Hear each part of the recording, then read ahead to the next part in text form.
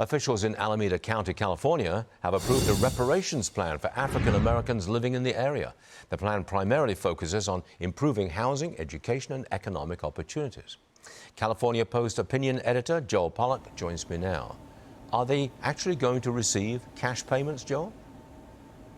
Well, this has been a kind of bait and switch that left-wing politicians have played with voters for a very long time. They talk about reparations, they set up committees to study reparations, and then when it comes to paying cash reparations, they never deliver. And that's because most of these cities and counties and state governments, in the case of California, just don't have the cash. It's also because reparations are a terrible idea. Nobody can figure out who is supposed to pay whom. I mean, Kamala Harris has a slave-holding ancestor. Is she supposed to pay herself reparations? Nobody can figure it out.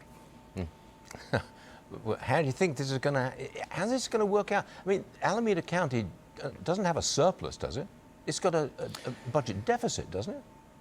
It came into the year with a $91 million budget deficit. They eventually balanced the budget, which most of these governments have to find some way of doing because they can't print their own money, unlike the federal government. But the supervisors wanted to virtue signal to the left-wing base that they are doing this reparations thing. San Francisco is talking about it. Gavin Newsom played with the idea for several years. And Evanston, Illinois, near where I grew up, is the first American city to pass reparations. Of course, these are all free states. California entered the Union in 1850 as a free state, doesn't owe reparations to anybody. Same thing with Illinois, land of Lincoln, the great emancipator. What are they doing paying reparations to anyone? This is all just virtue signaling, and it's a substitute for real progress. The only thing that really helps Black Americans and all Americans is a growing economy that creates new opportunities. And that's what President Trump created in his first term.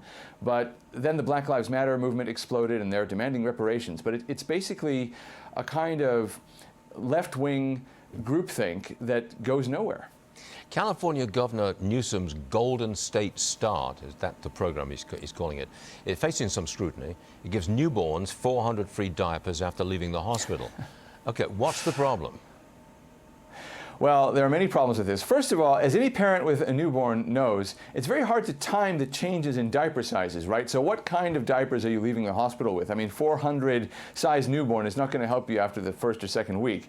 But the real problem is that the $6.2 million contract for this went to a nonprofit organization whose co-chair is also on the board of Jennifer Siebel Newsom's nonprofit organization. That is to say, she's very closely connected to the Newsoms.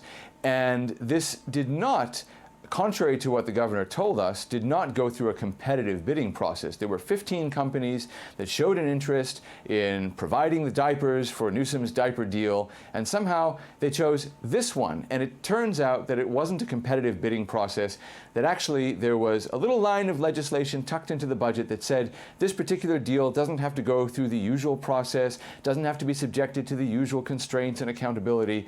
So this diaper deal stinks to high heaven, and unfortunately for Newsom, the stench is going to follow him on the campaign trail as he heads out for 2028. And you'll make sure of it, I'm sure. Joel Pollak, thank you very much for joining us. We appreciate it.